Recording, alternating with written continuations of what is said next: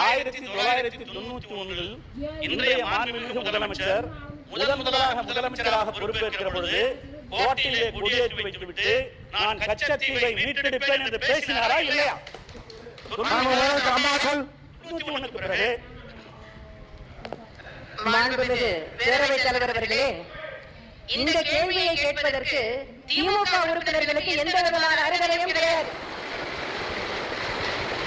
திமுக ஆட்சியில் இருந்த போதுதான், திரு கருணாநிதி முதலமைச்சராக இருந்த போதுதான் கச்சத்தீவு இலங்கைக்கு தாரை வார்க்கப்பட்டது.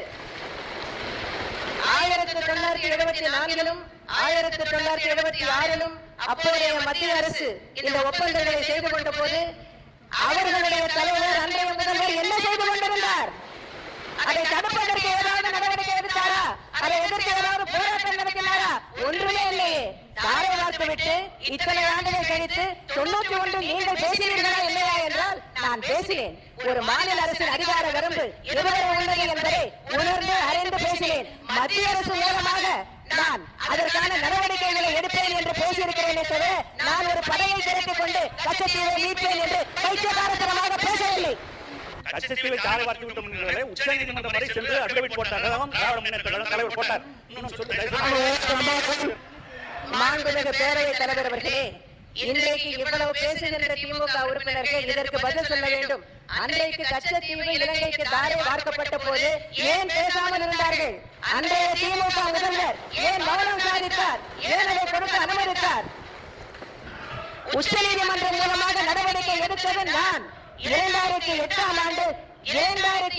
ஆண்டில் மத்திய அரசை அணுகி எந்த பயனும் இல்லை என்று தெரிந்த பிறகு நான் தனிப்பட்ட முறையில் அனைத்து இந்திய அண்ணா திராவிட முன்னேற்ற கழகத்தின் பொதுச் செயலாளர் என்ற முறையில் உச்சநீதிமன்றத்தில் வழக்கு தொடர்ந்தேன்.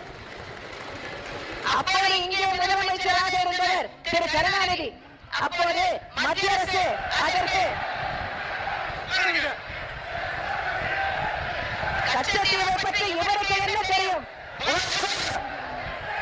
மாண்புமிகு பேரவைத் தலைவர்களே, எதிர்கட்சியினர் எவ்வளவுதான் கூச்சல் போட்டாலும் உண்மைகளை மறைக்க முடியாது. கச்சத்தீவு தாரை வார்க்கப்பட்டதற்கு திமுக தான் காரணம். அன்றைய முதலமைச்சர் திரு கருணாநிதி தான் காரணம். இன்று மீனவர்கள் வரும் அல்லர்களுக்கெல்லாம் செய்து கொள்ளும் இன்னர்களுக்கெல்லாம் காரணம் திமுக தான். அதை எத்தனை கூச்சல் போட்டாலும் மறைக்க முடியாது. 2008 ஆண்டு நான் உச்சநீதிமன்றத்தில் வழக்கு தொடர்ந்த போது அப்போது மத்திய அரசின் சார்பில் அதற்கு கவுண்டர் அஃபிடவிட் ஃபைல் செய்யப்பட வேண்டும்.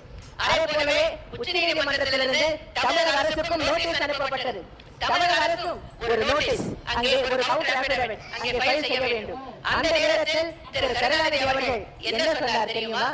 மத்திய அரசு என்ன அஃபிடவிட் ஃபைல் செய்கிறது என்பதை பார்த்துவிட்டு அதன் பின்னர் தமிழக அரசின் அஃபிடவிட்டை ஃபைல் செய்யலாம் என்றார். இதுதான் கச்சத்தீவை மீட்கும் லட்சணமா? அந்த உணர்வானது திமுகவிற்கு இருக்கிறதா? அன்றைய தினம் மத்திய அரசு என்னுடைய வழக்கை தூக்கி எறிய வேண்டும். கச்சத்தீவை மீட்க முடியாது, ஏற்கனவே செய்து கொண்ட ஒப்பந்தங்களை ரத்து செய்ய முடியாது, அது முடிந்து போன பிரச்சனை என்று உச்சநீதிமன்றத்தில் கவுண்டர் அஃபிடவிட் ஃபைல் செய்தது. அதே ரீதியில்தான் தமிழக அரசும் அன்றைய தினம் கவுண்டர் அஃபிடவிட் ஃபைல் செய்தது என்பதை இந்த நேரத்தில் சுட்டிக்காட்ட விரும்புகிறேன். இதற்கு மேல் இதை பற்றி திமுக